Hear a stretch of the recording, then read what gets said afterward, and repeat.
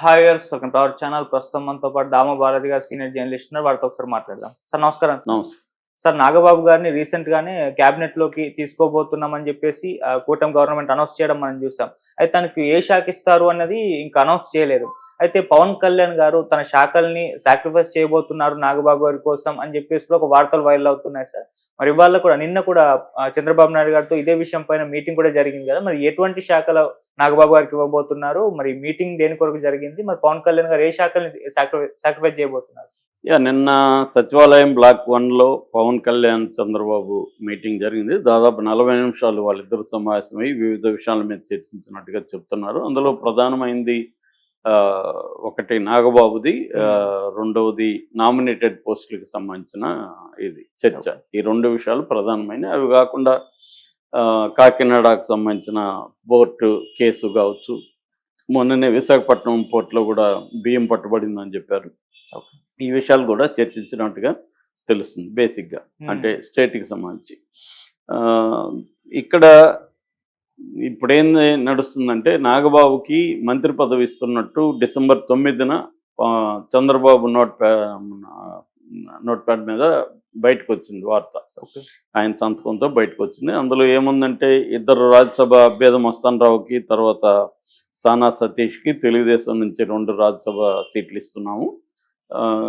Are కృష్ణయ్యకి BJP కోటాలో ఒక Rajya Sabha seat ఇస్తున్నాము. అట్లాగే కొనిదెల నాగబాబుని మంత్రివర్గంలో చేర్చుకోవడానికి మేము నిర్ణయించుకున్నామని అనౌన్స్మెంట్ వచ్చింది. అయితే అప్పటి నుంచి కూడా ఒక చర్చ జరుగుతుంది. ఎందుకంటే నాగబాబు ఎమ్మెల్యే కాదు, ఎమ్మెల్సీ కూడా కాదు. మరి ఆయన్ని ఎట్లా మంత్రి పదవులకి తీసుకుంటారు? మామూలుగా అయితే ఆయన్ని ఎమ్మెల్సీ చేసి మంత్రి పదవులకు తీసుకోవాలి. బట్ ఎమ్మెల్సీ సీట్లు ఇప్పుడు ఖాళీ లేవు. ఎందుకంటే అక్కడ మండలి చైర్పర్సన్ ఆల్రెడీ రిజైన్ చేసిన రిజిగ్నేషన్లు ఇంతవరకు ఓకే చేయట్లేదు. కాబట్టి ఖాళీ అయ్యేది మార్చిలో అవుతాయి. సో మామూలుగా ఎమ్మెల్సీ ఎమ్మెల్యే కాకుండా కూడా 6 నెలల పాటు మంత్రిగా ఉండొచ్చు. 6 నెలల లోపల అతను ఎమ్మెల్సీ అవ్వాల్సి ఉంటుంది. సో ఇమ్మీడియట్గా ఒకవేళ రిజైగ్నేషన్స్ని యాక్సెప్ట్ చేస్తే ఈయనకి ఎమ్మెల్సీ ఇచ్చేసి దాని తర్వాత మంత్రి పదవులకి తీసుకోవచ్చు.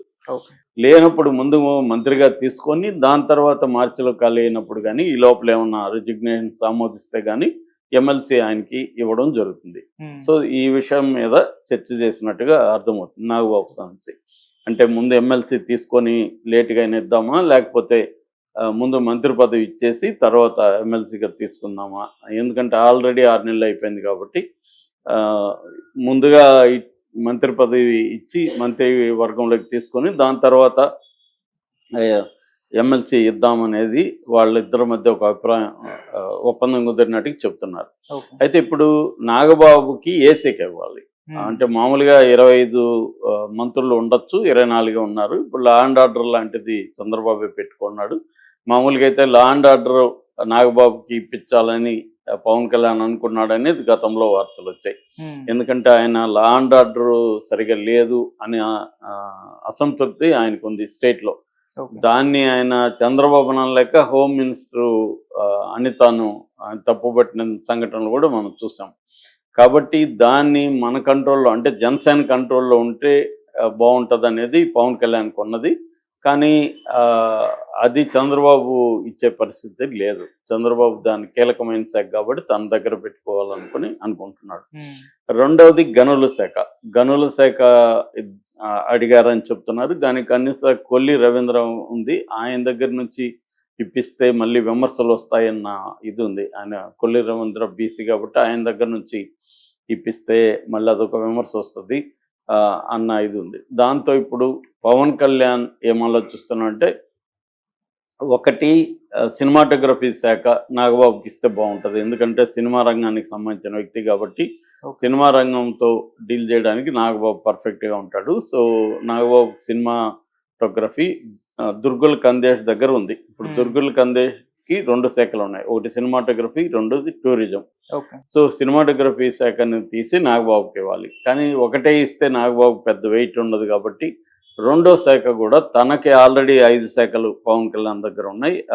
పంచాయతీరాజు, గ్రామీణాభివృద్ధి, అటవీ, పర్యావరణ, సైన్స్ అండ్ టెక్నాలజీ, ఈ 5 ఉన్నాయి. ఈ 5లో ఒకటి గ్రామీణాభివృద్ధి కావచ్చు, లేదా పంచాయతీరాజ్ కావచ్చు, ఇలాంటివి ఒక శాఖ ఇస్తే 2 శాఖలైనా నాగబాబుకు ఉంటే కొంత వెయిటేజ్ ఉంటుందని. ఆల్రెడీ ఏంటంటే ఇప్పటికి 3 మంత్రి పదవులు జనసేనకు ఉన్నాయి. మామూలుగా ఒప్పందంలో భాగంగా 4 ఇవ్వాలనేది అనుకున్నారు. ఓకే. సో కాకపోతే ఏంటంటే పవన్ కళ్యాణ్ నాగబాబుని రాజ్యసభకు పంపించాలనేది పవన్ కళ్యాణ్కు ఉండే ప్లాను. ఎందుకంటే ఢిల్లీలో తన వ్యక్తి ఉంటే అక్కడ లైజనింగ్కి బీజేపీ పెద్దలతో సన్నిహితం పెంచుకోవడానికి చాలా విషయాలకి ఢిల్లీలో ఉండాలి. ఒక మనిషి ఉంటే తనకి నమ్మకమైన వ్యక్తి తన దీన్ని పెంచుకోవచ్చు ఢిల్లీలో అనేది పవన్ కళ్యాణ్ అనుకున్నది. చంద్రబాబుకి ఏంటంటే పవన్ కళ్యాణ్ని స్ట్రెంగ్తన్ చేయాలా అనేది చంద్రబాబుకు ఉండదు. ఎందుకంటే పవన్ కళ్యాణ్ స్ట్రెంగ్తన్ అయితే రేపు పొద్దున అది లోకేష్కి ఇబ్బందికరంగా మారే అవకాశం ఉందనేది చంద్రబాబుకు ఉన్న ప్లాను. అందుకనే నాగబాబుని ఢిల్లీకి పోనీయకుండా రాజ్యసభ సీట్ ఇవ్వకుండా అడ్డుకున్నారు. లేకపోతే ఆయన అనుకుని ఉంటే సానా సతీష్, నిజానికి సానా సతీష్కి చాలా వ్యతిరేకత ఉంది తెలుగుదేశం పార్టీలోనే. ఆంధ్రజ్యోతి లాంటి వాళ్ళే సానా సతీష్ని చానా లీలలో అన్నట్టుగా పేరు చెప్పకుండా గతంలో రాసిన సందర్భాలు ఉన్నాయి. సిబిఐ ఆఫీసర్కి లంచం ఇవ్వడానికి ప్రయత్నించాడు. ఇలాగంతా రకరకాల వార్తలు వచ్చినా కూడా సానా సతీష్కి చంద్రబాబు ఇవ్వడం వెనక లోకేష్ ప్రెజర్ ఉంది అనేది చెప్తున్నారు. సో ఏదేమైనా ఆయనకైతే రాజ్యసభ సభ్యత్వం అయితే రాలేదు. యాక్చువల్గా ఏంటంటే బిగినింగ్లో టీటీడీ చైర్పర్సన్గా బోర్డు చైర్పర్సన్గా ఇస్తారని ఫస్ట్ చెప్పారు. సో అది రాలేదు. సో దాని తర్వాత మంత్రి పదవి అన్నారు, అది రాలేదు. దాని తర్వాత రాజ్యసభ అన్నారు, అది రాలేదు. ఇలాగా నాగబాబుకి ఏ పదవి ఇప్పుడు రాలేదు. ఆల్రెడీ ఆయన అనకాపల్లి ఎంపీగా కూడా కంటెస్ట్ చేస్తాడని, అక్కడ పోయి ఆయన ఇల్లు కూడా కొంటున్నాడని ఇవన్నీ కూడా అప్పుడు వార్తలు వచ్చాయి. మళ్ళీ అక్కడ బీజేపీ కోసం ఆయన త్యాగం చేయాల్సి వచ్చింది. సో ఆ రకంగా ఏంటంటే నాగబాబుకి తను కోరుకున్నది ఏది దొరకలేదు. చివరికి మంత్రి పదవి అయితే వచ్చింది. అయితే ఈ శాఖ ఇంకా ఫైనల్ కాలేదు. ఈ శాఖల గురించి మాట్లాడుతున్నారని చెప్తున్నారు. సో పవన్ ఇప్పుడు ఒకే ఇంట్లో 2 పదవులు ఉండొచ్చా? అసలు అన్నదమ్ములు ఎప్పుడు కూడా ఇప్పటి వరకు ఒక ఇంట్లో అన్నదమ్ములు ఒకేసారి మంత్రి పదవులు అనుభవించింది లేదన్న విమర్శలు కూడా వస్తున్నాయి. ఆల్రెడీ 4 మంత్రిత్వ శాఖ 4 ఉంటే జనసేనకి 3, అందులో 3 అప్పర్ కాస్ట్, 4 అప్పర్ కాస్టే, అందులో 3 కాపు సామాజిక వర్గం, 1 కమ్మ సామాజిక వర్గం. సో 4కి అప్పర్ కాస్ట్గా ఇవ్వడం పట్ల కూడా బీసీల్లో దళితులు వ్యతిరేకత వస్తుంది. కనీసం ఒక దళితుడు లేదు, ఒక బీసీ లేదు, దాంట్లో ఇంకెట్లా మహిళ అసలు లేదు. సో 4 మంత్రి పదవులు కూడా అప్పర్ కాస్ట్గా ఇవ్వాలా పవన్ కళ్యాణ్ అన్న విమర్శలు కూడా వస్తుంది. మాట్లాడితే నేను బడుగు బలహీన వర్గాలు, దళితుల పక్షపాతి, నాది రెల్లు కులం, ఇలాగా మాట్లాడిన సందర్భాలంతా కూడా ఇప్పుడు ఆ వీడియోలు బయటికి తీసి మాట్లాడుతున్నారు. వైసీపీ కూడా దీన్ని కొంత అగ్నికార్యం పోసినట్టు దీన్ని రెచ్చగొడుతుంది. కాకపోతే ఇప్పటికిప్పుడు జనసేనలో పవన్ కళ్యాణ్కి యాంటీగా మాట్లాడే పరిస్థితి అయితే లేదు. ఏదేమైనా నాగబాబుకి మంత్రి పదవి అయితే కన్ఫర్మ్ అయింది. ఆయన అది వర్త కాదంటే ఖచ్చితంగా పార్టీలో ఉన్నదే నాయకులు 5-6 మంది కంటే ఎక్కువ లేరు.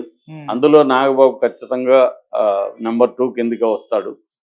అంటే నెంబర్ 2 ఇద్దరి పొజిషన్ అని చెప్పుకోవచ్చు. ఇటు నాదెళ్ల మనోహర్, ఇటు నాగబాబు.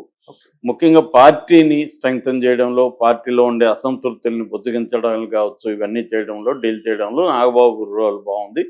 పార్టీ నిర్మించడం, పొలిటికల్ క్లాసెస్ చెప్పడం, పవన్ కళ్యాణ్ అభిమానుల్ని స్ట్రాంగ్గా నిలబెట్టడం, ఇవన్నీ కూడా నాగబాబు రోల్ ఖచ్చితంగా ఉంది. కాబట్టి నాగబాబు అనర్హుడు అనేది ఎవరు చెప్పే పరిస్థితి లేదు.